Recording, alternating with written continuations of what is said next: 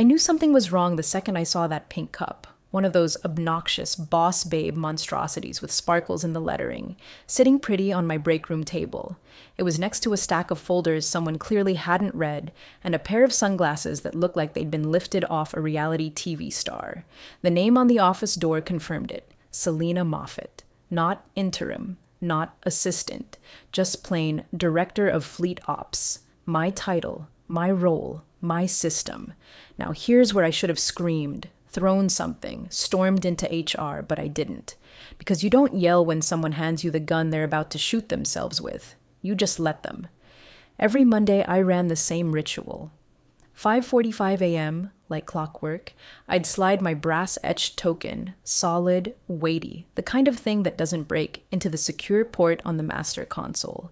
It was part of a zero-trust architecture I designed when the company had less than 500 trucks. Now we had 3,000, and none of them could move, could even load a dispatch without that token authenticating the root kernel. We never told the drivers, or even most of the internal teams, but the system wouldn't roll unless my token said so. Oh, and before we go deeper, 97% of folks listening never hit subscribe or like, which kinda sucks when you've poured your life into something. If you're into stories about silent revenge, idiot nepotism, and brass tokens that bite back, hit that button. It helps us a lot. Thanks. Anyway, back to the pink cup. The week started quiet, deceptively so. I went about my routine, cleared a few routing queue redundancies, noticed a couple API delays with the Arizona handoffs, logged a minor drop in the automated route optimizations from our Dallas depot, and flagged a port mismatch on 2 of the intermodal interfaces. Nothing critical. Just the usual maintenance that keeps everything breathing. I even messaged Kenny in Tier 2 IT to push a firmware patch that had been sitting in our backlog for months. And then I saw it. Not just the door name. The org chart in the system had been scrubbed. No title under my name, no department. I was in the system like a ghost. And before I could even process it, here she came, stilettos clicking like gunshots down the hall, her long hair pulled into one of those aggressive MBA buns, a folder under one arm, and a smirk that made me want to upgrade the firewall just so I could lock her out of her own LinkedIn. "Hey there," she said, like we were 2 co-workers who'd maybe met once at a holiday party. "I'm guessing you saw the update." I didn't respond, just looked down at the coffee I hadn't even taken a sip of yet. "This whole department's getting a refresh," she went on, pulling out a laminated chart like it was a damn seating plan at a wedding. "We're moving away from legacy systems and toward modern, agile frameworks. Dad says you're a legend, but legends belong in museums, you know?"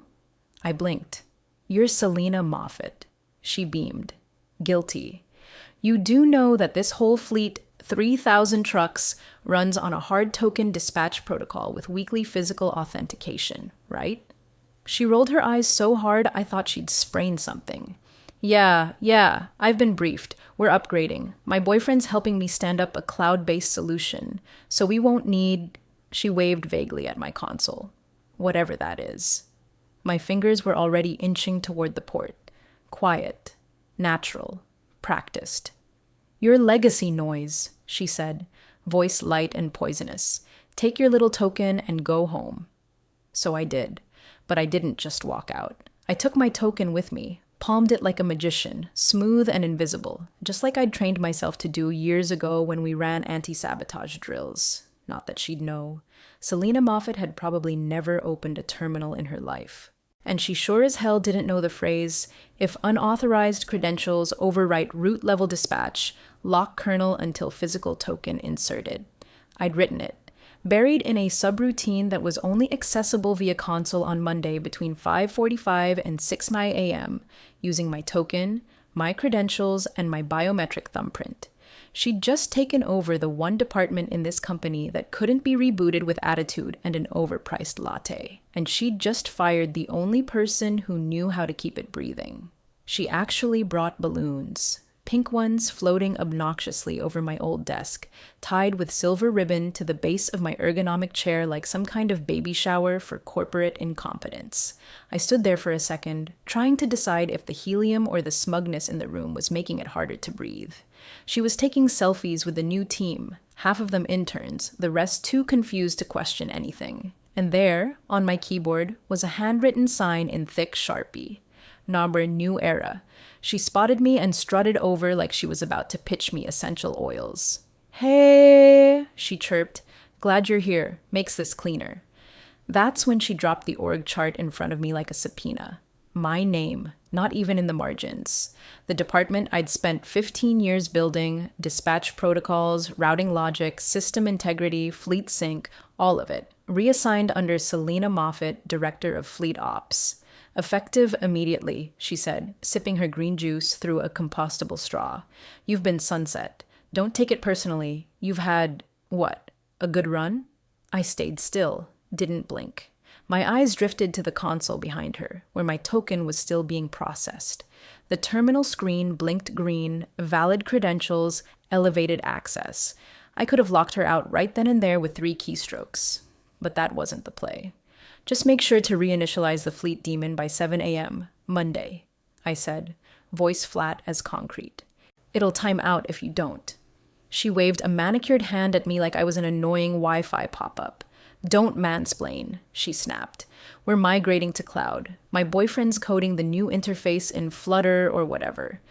Of course he was. I nodded, slowly, like someone accepting a folded flag at a funeral.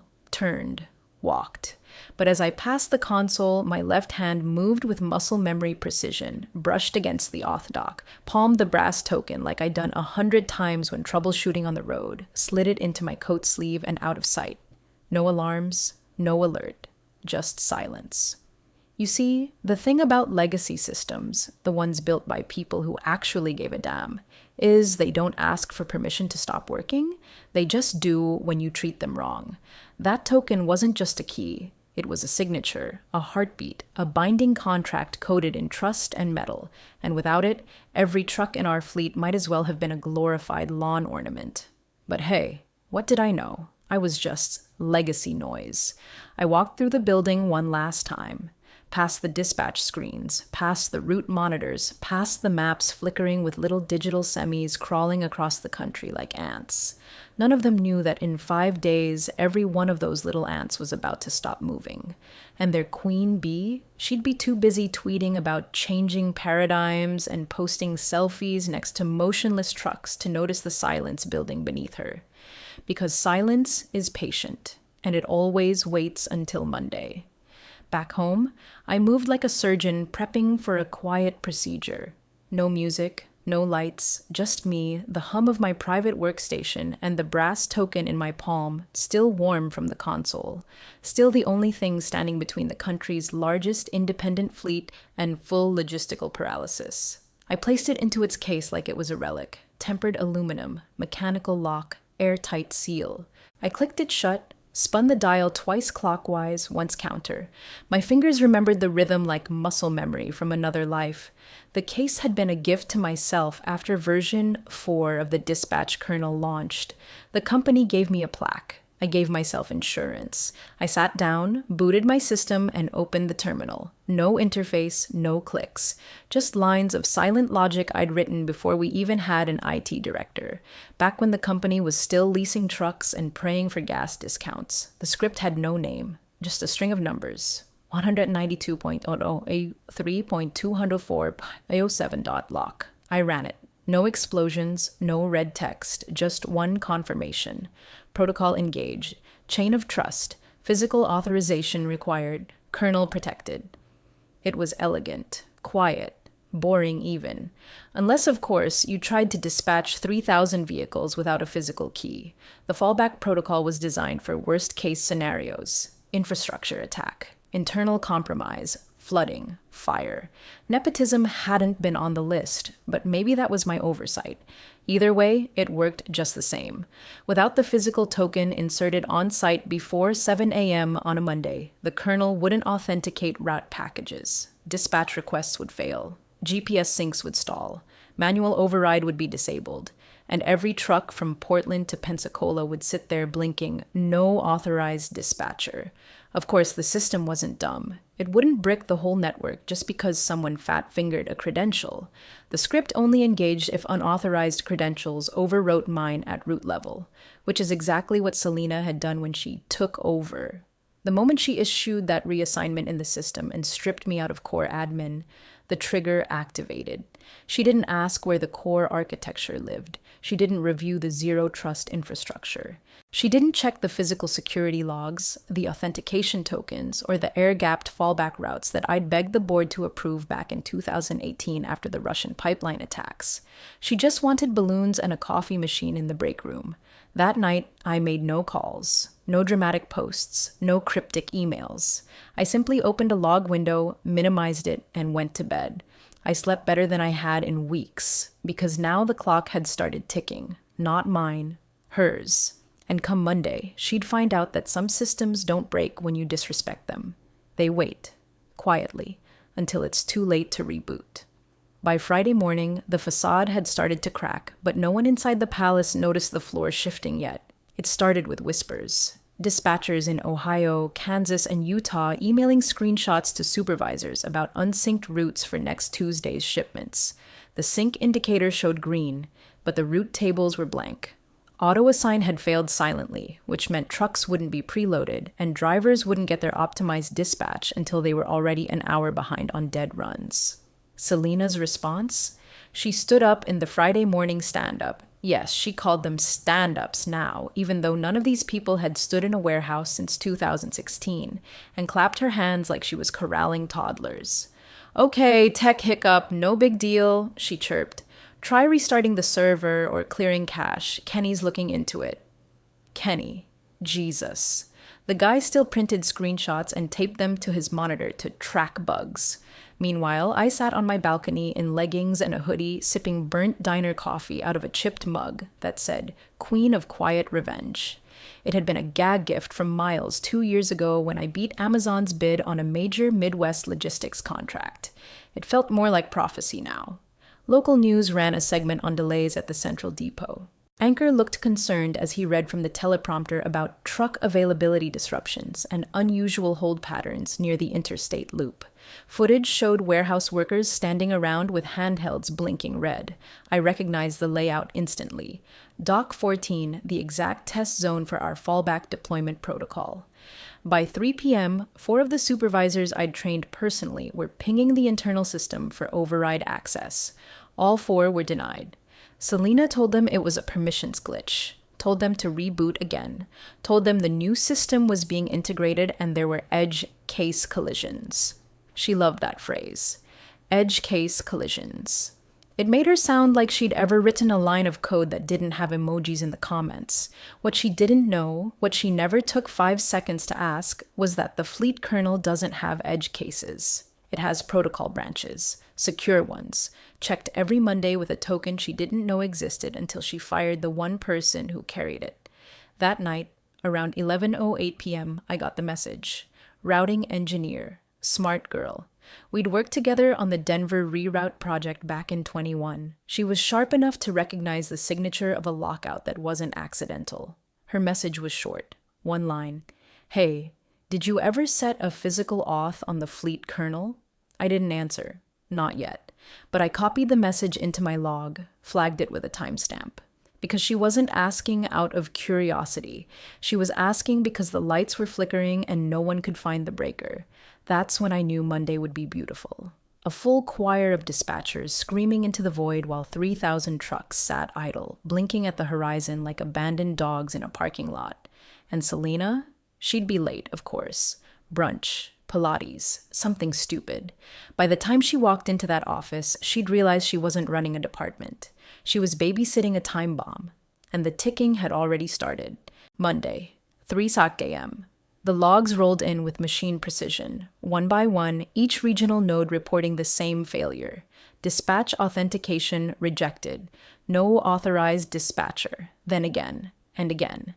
Then hundreds more, flooding the central console until the buffer clipped and began rotating. Every zone, every tier, from refrigerated rigs in Des Moines to flatbeds in Tampa. no routes, no fallbacks.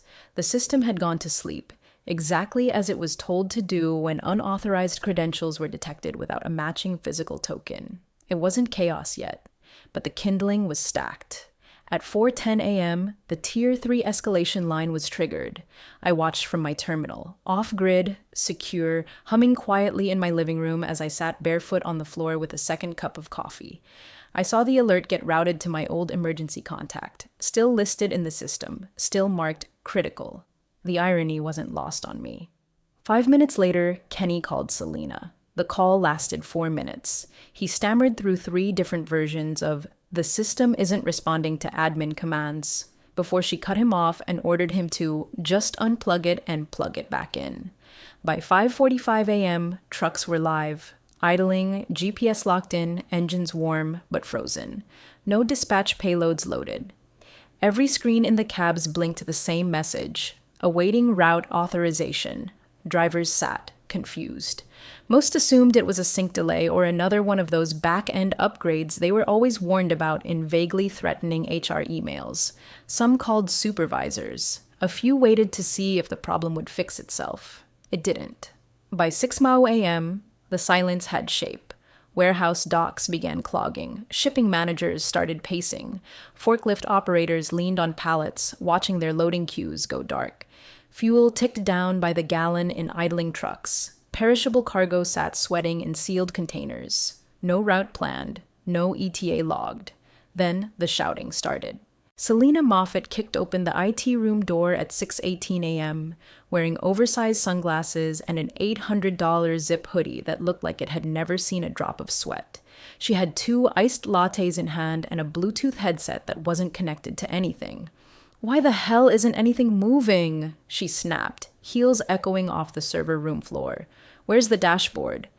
Kenny, pale and shaking, pointed to the screen where the master kernel console sat frozen, blinking a red banner that read, "No authorized dispatcher." "I tried admin override," he said. "I tried failsafe, backup routing queues, legacy creds. Nothing's responding. It's like it doesn't even see us." Selena's tone changed from demanding to desperate. Okay, fine. Who has access? We need a master key or something. Call someone. Call everyone." Kenny looked like he wanted to vanish. The chain of trust reset was never completed. The system needs the physical token to authenticate. That's how it was built. Selena blinked. What the hell is a chain of trust? And right there, the full weight of her ignorance hit the room like a gas leak nobody noticed until it exploded. She'd removed me from the system, overwritten the root credentials, installed herself as top-level admin, without understanding that the dispatch kernel doesn't run on permission. It runs on trust. Trust backed by design. Trust sealed in brass. Trust that needs to be renewed every Monday morning with a token she didn't even know existed until the trucks stopped breathing. Outside, a driver texted her supervisor. "Been waiting 40 min, nothing moving. Burning fuel just to keep AC on." Selena read it over Kenny's shoulder and slammed her latte into the table so hard the lid popped off. "Get her back," she snapped. "Now." Kenny looked like he was about to cry. "She's not in the system anymore. You locked her out." Selena stared at the screen. The trucks waited. And the system did exactly what it was designed to do: protect itself from people like her. The place smelled like panic, not sweat or fear exactly, more like burnt coffee, stale breath, and that plasticky undertone of too many machines trying to do too much at once. Monitors flickered with error codes. Phones rang unanswered. Voices rose in clipped, urgent bursts before falling into static. But under all of it, there was something else, something quieter, something close to awe. Because the moment I stepped into the dispatch HQ lobby, every head turned. I hadn't worn my badge in over a week. HR had stripped me from the directory, but I'd walked in with a visitor pass clipped to my belt, pressed slacks, and the same steel-cold expression I used when vendors tried to nickel and dime me on redundant APIs. The reception desk kid didn't even look up. By the time I reached the glass floor of the control room, silence had swept over the space like a power outage. Dozens of staff, ops leads, tech coordinators, dispatchers, froze mid-gesture. like ghosts had just walked through them. Selena was standing at the master console, arms crossed tight across her branded fleece, her eyes already darting to the blinking no authorized dispatcher message like she could will it into submission. Then she saw me. Her voice cracked the tension. You? What are you even doing here? I didn't break stride, didn't flinch, just held up the token between two fingers like a dealer laying down a royal flush. You didn't reinitialize, I said. Calm, clinical. She looked at the token like it was radioactive. That's sabotage. No, I replied, stepping past her. That's design. And then I did what she couldn't, what no one in that room could. I walked to the reader, inserted the token. The room didn't breathe. A low chime pinged once, clear and sharp, and then the entire console blinked green. Route packets unfroze. Status bars climbed. Vehicle dashboards lit up like a Christmas parade. In the lower left corner, fleet-wide traffic indicators shifted from red to yellow to green in sequence, cascading like a falling domino of restored order. From outside the building came the faint, distant roar of engines coming to life. Trucks that had been idle for hours, finally receiving their dispatch orders. People erupted. Cheers broke out. A fist hit the air. Someone cried. I felt a hand squeeze my shoulder, hard, and turned to see Rhonda from Regional Ops, tears welling in her eyes. We were dead, she whispered. You brought it back. Behind me, Selena shrank back into her chair, the only person in the room not moving. Her lips pressed so tight they turned white, her manicured nails tapped against the desk like broken metronomes. This doesn't change anything, she muttered, voice brittle. You don't work here. You're not even supposed to be... But no one was listening. Operations leads had gathered around me, forming a kind of protective circle. Engineers nodded like they were watching a master craftsman finish a cathedral. Dispatchers asked questions. Supervisors called warehouse staff to report green lights across the board. One of the young techs, maybe 22, new hire from Tulsa, just stared at the token like it was holy. You built this, he said softly. I nodded once. I did. And for the first time in years, I didn't feel tired. I felt seen. The founder landed in Newark looking like a man who'd aged 10 years in 10 hours. Tie crooked, shirt rumpled, Bluetooth still in his ear. I heard he skipped customs protocol by flashing a diplomatic badge from some logistics trade group. He didn't even go home. Car straight to HQ. By then, legal had already combed through everything. The source code, the fallback script, the root access log chain. My original proposal from 11 years ago, printed on yellowed paper, still in the original font we used back when we couldn't afford design software, had been sitting in the archived board minutes, filed under Contingency Dispatch Infrastructure v3.2. Right next to it, a scanned copy of the clause bearing 3 signatures, including his, sole physical authorization to remain with system architect for the duration of live deployment lifecycle. Simple. Legal, bulletproof, no sabotage, no malice, just a protocol doing exactly what it was built to do when someone yanked out the architect and forgot to ask where the foundation was. By 1:30 p.m., Selena was pulled into Conference Room B, the one with the frosted glass and noise-dampening walls. 3 board members were waiting. She looked pale, still trying to hold power like a handbag she couldn't quite zip shut. I didn't have to hear the conversation. Her posture said enough. At first, defiant, then fidgety, then slumped. I stayed out in the main corridor, flanked by dispatch supervisors and regional ops managers. They came in waves, handshakes, nods, a few quiet apologies. I should have said something, one murmured. When she pushed the reorg, I knew it was wrong. I waved it off.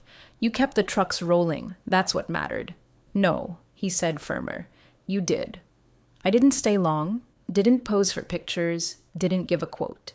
I submitted my formal incident report, 5 lines, precise, time-stamped, free of emotion. Routing failure due to uninitialized token access. System performed as designed under compromised credential conditions. No data loss, no breach, recommended transition plan enclosed. I left the envelope on the founder's desk, heavy cardstock sealed in red wax. On the label, Redundancy Transition Plan. Suggested successor. Miles Chen Isles had been with me since the prototype days. Quiet, smart, Never chased credit, but always chased stability. He knew the system, knew where it could bend, where it shouldn't. I passed him on my way out, gave him a small nod. "It's yours now," I said. He looked stunned. "You're done?" I smiled. Design isn't about permanence, it's about preparation. As I reached the elevator, the founder caught up. He didn't say much, just rested a hand on the envelope, like it weighed more than it did. "I forgot what trust looks like," he said. I shrugged. "It looks like uptime." The doors closed. Downstairs, I stepped into the afternoon air, the buzz of engines finally humming again from the nearby lot, and for the first time in years, I felt like I wasn't holding my breath. The memo came down 2 days later.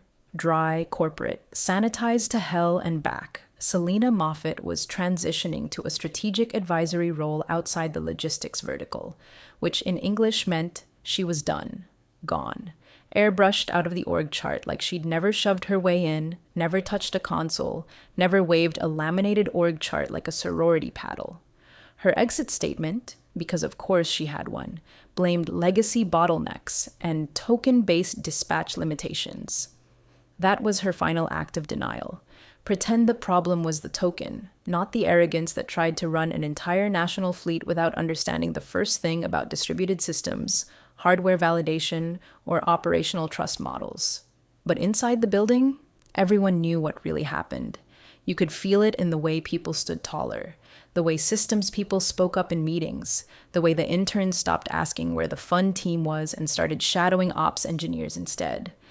I got 3 offers that week. The first was a full reinstatement, director of fleet ops, top-tier comp, and more authority than I'd ever had before. The second came from the board, equity, naming rights, a whole initiative built around protocol resilience with my name as chief architect.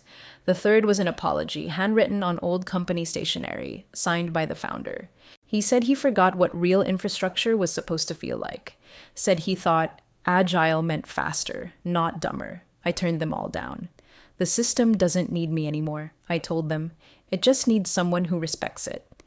And that's why I called Miles. He showed up to the console room 10 minutes early, wearing a pressed shirt and carrying a folder of his own notes. Some new, some from years ago, scribbled with my old annotations in the margins. I handed him the token first. Solid brass, cool to the touch, etched with a pattern we never documented anywhere but knew by heart. Then came the master reset key, still sealed, untouched since the day I created it. "Only open that if you lose me in the token," I said. Miles nodded, solemn. "Are you sure you don't want to?" I cut him off gently. "I don't patch over messes twice. It's clean now. It should stay that way." He slid the token into the dock. The console lit up. No errors, no legacy warnings, no permission conflicts. Just green status lines and quietly populating route tables, right on schedule. And just like that, the system rolled forward, without noise, without flair, just precision, just trust. I watched from the hallway, didn't step inside, didn't need to. It was running. Not because I was there, but because I'd built something that didn't need to be watched anymore. 2 weeks later, my phone buzzed with a news alert I didn't ask for. Selena Moffat had resurfaced, sun-kissed and draped in linen, sipping something out of a coconut on a Bali beach. The caption read, "Taking time for myself." Sometimes you have to walk away from toxic environments to protect your peace. Comments were off. Of course they were. The post went viral anyway, not for the reasons she wanted. Half the logistics world had already whispered the story into legend. The token lockout. Brassgate. My favorite? The Great Dispatch Silence. Back home, the founder announced the company's shiny new initiative, the Security First Logistics Framework. A complete operational overhaul with terms lifted directly from the documentation I'd written a decade ago, only now with polished branding and a marketing team behind it. The rollout was scheduled to launch at the North American Supply Chain Resilience Summit. I wasn't going to tune in, but curiosity has a way of pulling you into the things you claim to be done with. So I watched. Black coffee, worn hoodie, Miles on stage. He looked nervous at first, hands twitching against the podium. But then the slides started. Clean, direct, no corporate fluff. Just real architecture, real systems, real trust. One slide came up, A simple block diagram of the chain of trust model. At the bottom, 3 words in bold: built to be trusted. Then another, a screenshot of the original Fleet kernel code. There, in the lower right corner, untouched and unedited, were my initials. TSR, no fanfare, no credit speech, just a quiet nod to the hands that built the thing they all now relied on. And then the final slide, a black screen, white text, nothing else. The token protocol wasn't an obstacle, it was a safeguard, built by someone who cared more about uptime than ego. Silence, then applause. I didn't cry, but I won't lie. I sat there for a long time after the stream ended, just still, remembering the first version of the token, the bugs, the arguments, the nights alone in the server room trying to make something not just functional, but resilient. We live in a world that celebrates noise, flash, disruption. But real trust, the kind that holds when the shiny parts fall off, that's quiet. That's brass. As the screen faded to black, I saw it again. The message that had triggered the cascade 2 weeks earlier, no authorized dispatcher. And I smiled, because now there was. Final line, redundancy is trust, etched in brass.